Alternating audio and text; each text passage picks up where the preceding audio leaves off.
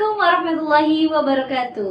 Welcome back to Ar-Rahman channel. Don't forget to like, comment, share, and subscribe. Hopefully it can be beneficial for you.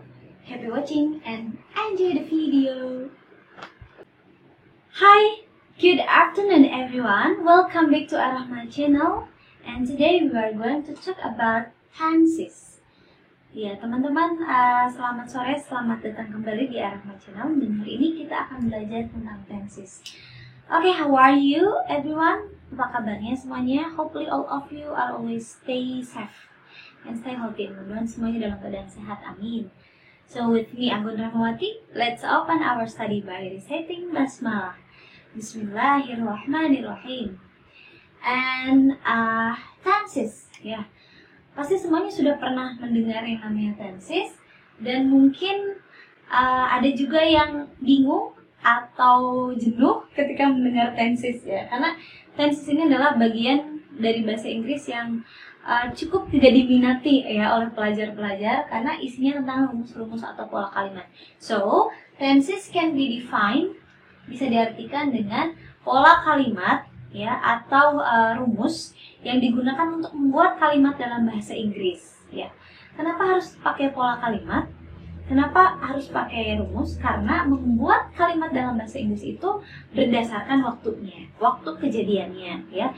Jadi tenses can be defined, bisa diartikan dengan pola kalimat atau rumus yang digunakan untuk membuat kalimat berdasarkan waktu kejadian. Jadi ada dua keyword, rumus dan waktu kejadian, ya.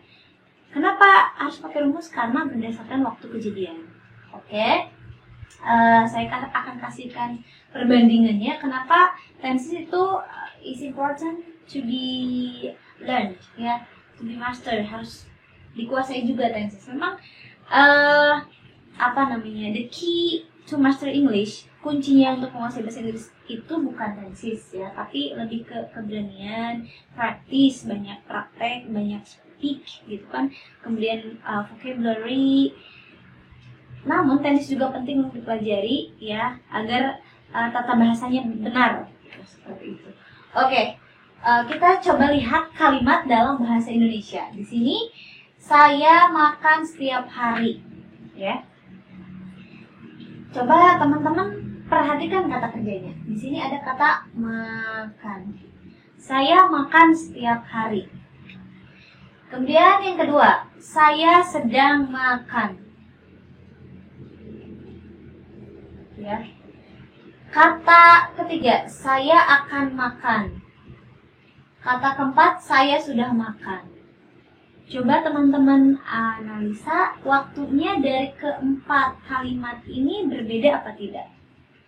Jelas berbeda. Di sini makannya setiap hari, di sini sedang makan, di sini akan makan, dan di sini sudah makan. So, different time, ya. Different time, waktu yang berbeda. Tapi, kata kerjanya tetap tidak berubah. Makan, makan, makan, makan. Jadi, kesimpulannya, dalam menggunakan bahasa Indonesia atau dalam membuat kalimat dalam bahasa Indonesia, walaupun waktunya berbeda, different time, ya, but same verb, using same verb. Waktunya berbeda, tetap kata kerjanya sama. Bentuk kata kerjanya sama. Berbeda dengan bahasa Inggris, ya. Ketika saya makan setiap hari, bahasa Inggrisnya I eat every day. Kata kerjanya eat, ya. Kemudian saya sedang makan, I am eating. Dari eat menjadi eating dan mendapatkan tambahan to be, ya. Karena continuous sedang berlangsung. Kemudian saya akan makan. Eat-nya ditambahkan dengan will eat. Saya sudah makan. Eat-nya berubah menjadi verb 3. I have eaten. Jadi kesimpulannya untuk membuat kalimat dalam bahasa Inggris itu different time, different verb. Waktu yang berbeda, kata kerjanya pun berbeda. Kalau bahasa Indonesia tadi, walaupun waktunya berbeda, kata kerjanya sama. Nah, kalau bahasa Inggris harus memperhatikan waktu kejadiannya karena berbeda waktu, berbeda kata kerja. Jadi itu adalah pentingnya kenapa harus mempelajari tenses, ya.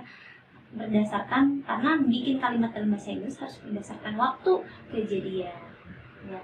Dan kita akan mempelajari yang dasar dulu untuk sesi kali ini, yaitu simple present. Okay, everyone. The next one, selanjutnya kita belajar tentang simple present. Ini adalah tenses pertama atau rumus pertama yang dasar yang harus dipahami oleh teman-teman, ya. Dari 16 tenses yang ada. Simple present adalah rumus yang digunakan untuk menyatakan kejadian yang berulang-ulang. Ketika teman-teman mau bikin kalimat tentang kegiatan atau pekerjaan yang dilakukan berulang-ulang, maka harus menggunakan simple present, ya. Atau ketika teman-teman mau menyampaikan fakta atau kebenaran umum, ya, maka menggunakan simple present. Okay, let's talk about the example. The first one, ya tadi kita sudah dipelajari di materi sebelumnya bahwa yang namanya kalimat itu ada kalimat nominal dan verbal, ya. Kalimat yang berisi kata benda dan yang berisi kata kerja, gitu. Di sini kita bisa lihat the sky is blue, langit itu biru. Di sini tidak ada kata kerja, sky, langit, blue, biru, bukan suatu pekerjaan. Maka ini digolongkan atau classified into nominal, dimasukkan ke dalam kalimat nominal. Nah, ketika dirubah menjadi kalimat negatif, ya, sebagaimana di video selanjutnya, maka tinggal menambahkan not setelah to be, ya. Kalau mau dibikin rumusnya, subject to be keterangan, ya. Subject to be tambahkan not keterangan, gitu. The sky is not blue, tambahkan not. Langit itu tidak biru. Nah, ini termasuk ke dalam simple present karena menyatakan suatu fakta atau kebenaran. Kemudian dibentuk kalimat interrogatif atau kalimat tanya. Apakah langit itu biru? Ya, to be-nya disimpan di depan. Is the sky blue? Apakah langit itu biru? Nah, gitu. Ya, intinya kalimat nominal, kalimat yang berisi kata benda, tidak ada kata kerja di dalamnya. Oke. Kemudian yang kedua, kalimat verbal. Verbal ini adalah kalimat yang berisi kata kerja. Contohnya di sini, she eats bread. Dia makan roti. Ya, makan di sini adalah masuk dalam kejadian yang berulang-ulang. Makanya dikategorikan simple present. Di sini rumusnya harus menambahkan s. Nanti saya bahas di in the next slide, ya, slide. Karena ininya whiteboard tidak mencukupi. She eats banana. She eats bread. Di sini ada eats. Kata kerja, ya. Makan. Maka di sini masuk kata verbal, kalimat verbal. Nah, berbeda dengan nominal. Ketika tadi di sini pakai to be, ada is, di sini tidak ada to be, ya, karena ada kata kerja, namun ditambahkan s. S di sini ditambahkan setelah kata kerja, ya. Namun tidak semua kata kerja dalam simple present itu ditambahkan s. Tergantung subjeknya. Nanti saya tulis setelah materi ini. I, you, we, they tidak mendapatkan s, sedangkan she, he, it mendapatkan tambahan s. Maksudnya dia makan roti, she eats. Dari kata eat tambahkan s, she eats bread.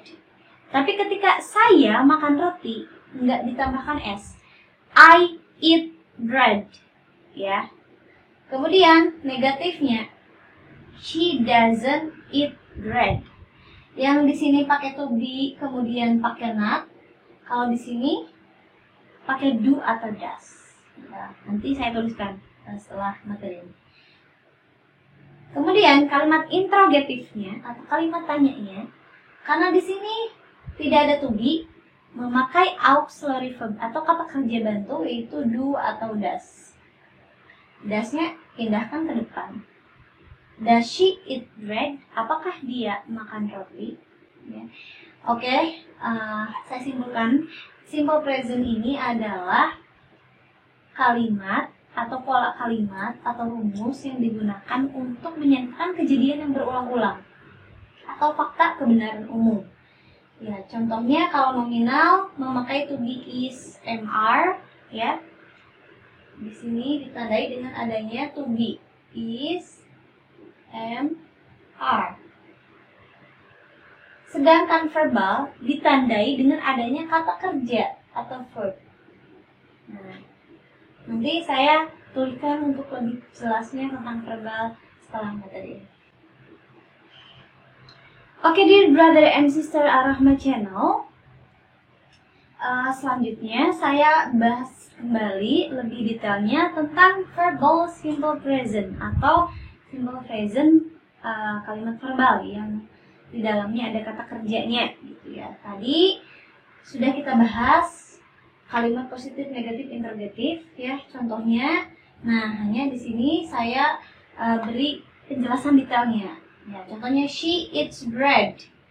Ya, dia makan roti. Karena di sini she, maka mendapatkan tambahan s. Ya. Jadi, untuk verbal simple present ini kalau subjeknya I, you, we, they, ya, maka tidak mendapatkan tambahan s. Sedangkan kalau she, he, it mendapatkan tambahan s atau is. Contohnya di sini subjeknya she, maka kata kerjanya mendapatkan tambahan s. Karena kata kerja aslinya atau kata kerja awalnya it. Nah, karena simple present, maka verbnya ditambahkan s atau is. Subject, verb, and object. Ya, she eats bread. Dia makan roti. Ketika kalimat negatif, ya, kalau nominality itu tinggal menambahkan not setelah to be. Tadi she is not. Nah, kalau verbal tidak memakai to be, tapi memakai does. Nah, lihat di sini rumusnya. Kalau she, he, it pakai does. Jadi kata kerja pembantu atau auxiliary verbnya pakai does. She does not eat bread. Mendapat tambahkan does dan it-nya kembali ke verb 1. Karena does di sini pengganti s. Ya. She does not eat bread. Tidak bisa she not eat bread, tapi harus ada kata kerja auxiliary verbnya, kata kerja pembantunya. Sebagaimana tadi kalau di nominal harus ada to be. Kalau di verbal menggunakan auxiliary verb yaitu do dan does. Nah. Kemudian, apakah dia makan roti? Does she eat bread? Apakah dia makan roti? Nah, auxiliary verbnya atau kata kerja bantunya di depan, disimpan di depan.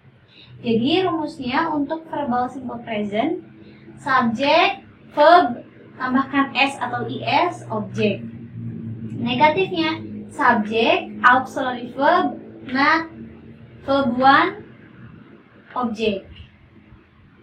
Interrogatifnya, auxiliary verb, subject, verb, dan object.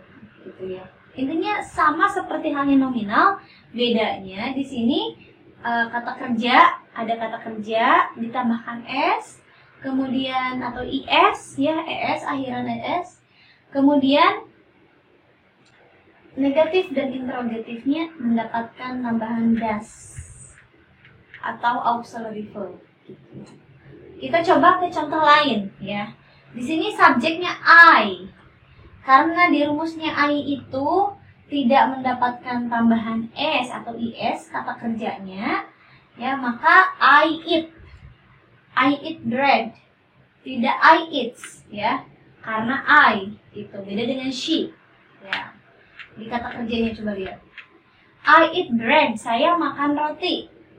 Ketika kalimat negatif, ya. I do not eat bread.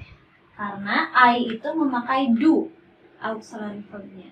Saya tidak makan roti. I do not eat bread. Ya, tidak bisa I doesn't atau I doesn't, I does not. Karena does itu untuk she, he, it. Ya. Jadi do does ini adalah auxiliary verb pengganti to be kalau di nominal. Apakah saya makan roti? Tinggal auxiliary verbnya disimpan di depan. Do I eat bread? Oke. So, it's time for me to give you a conclusion. Saatnya saya simpulkan bahwa today we have learned about tenses. Ya, tenses is important to be learned. Tenses itu penting untuk dipelajari because making English tenses, making English sentence, membuat kalimat bahasa Inggris itu need to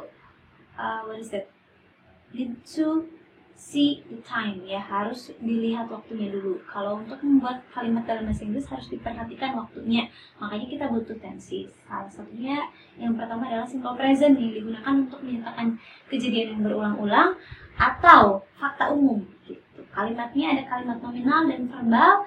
Kalau nominal yang berisi kata benda, ya, yang ditandai dengan to be, is, am, are. Kalau verbal, kalimat yang berisi kata kerja yang ditandai dengan adanya auxiliary do dan does di kalimat negatif dan interrogatif, ya. Ketika kalimat positif, maka kata kerjanya mendapatkan tambahan s atau is untuk subjek she, he, dan it. Kalau subjek I, you, we, they, kata kerjanya tetap kata kerja pertama yaitu verb 1, ya, dan dilanjutkan dengan objek. Mudah-mudahan bermanfaat. If there's an equation, you can give your comment and follow my account, another account, maybe in my Instagram, Anggun Rahmawati. Thank you very much for your attention and sorry for all mistake. Finally, enjoy your day. Have a nice day. Assalamualaikum warahmatullahi wabarakatuh. See you.